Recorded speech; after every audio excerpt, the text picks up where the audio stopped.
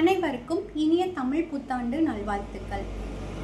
தமிழ் புத்தாண்டு எப்படி நம்ம செலிப்ரேட் பண்ணுறோம்னா, சூரியன் மேஷ ராசிக்கு வரும்போது தான் தமிழ் புத்தாண்டை நம்ம செலிப்ரேட் பண்ணுறோம்.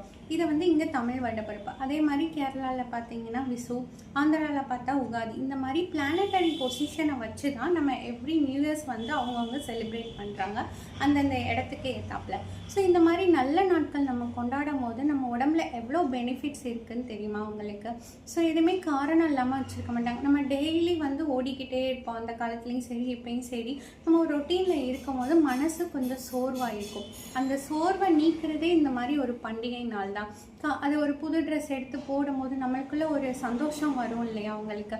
அது ஒன்று. இனிமேல் என்னால் முடியும், இந்த இந்த தொடக்கத்தில் இருந்து எல்லாம் நல்லபடியாக அமையும் அப்படின்னு நம்ம நினைக்கிற பாசிட்டிவ் வைப்ரேஷன்னாலே நம்மளோட நிறைய மாற்றங்கள் நடந்து வாழ்க்கை புதுசாக மாறுது இந்த நாட்களில் அதுக்காகவே இந்த மாதிரி பண்டிகையெல்லாம் நம்ம கொண்டாடுறோம். ஃபஸ்ட்டு காலையில் இந்த மாதிரி பண்டிகை அன்னைக்கு என்ன சொல்லுவாங்க, எந்திரிச்சோடனே தலை குளிக்கணும்பாங்க.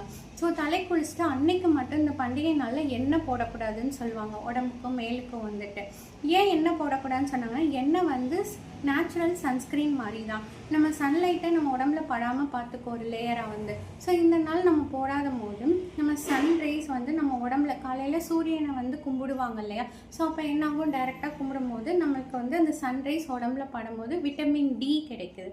தென் நம்ம ப்ரே பண்ணுவோம். அப்போ நம்மளுக்குள்ள பாசிட்டிவ் வைப்ரேஷன், இந்த தொடக்கம் நல்லா இருக்கட்டும்னு நினைக்கும் போது நிறைய பாசிட்டிவ் வைப்ரேஷன் கிடைக்குது. நிறைய பேரை பார்ப்பாங்க, இன்னைக்கு விஷ் பண்ணுவாங்க, பழகுவாங்க.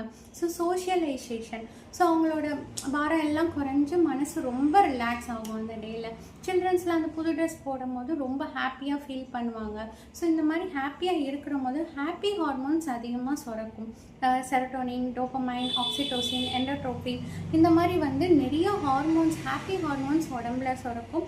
பாடியும் மைண்டும் ரொம்ப ஒரு புதுவிதமான ஒரு என்தியூசமில் இருக்கும்.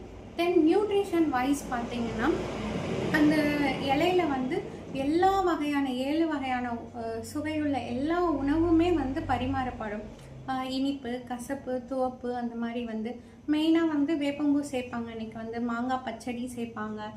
இந்த மாதிரி எல்லாமே சேர்க்கும் போது எல்லா வகையான நியூட்ரிஷன்ஸ், விட்டமின்ஸ், மினரல்ஸ் நம்ம பாடிக்கு கிடைக்கும்.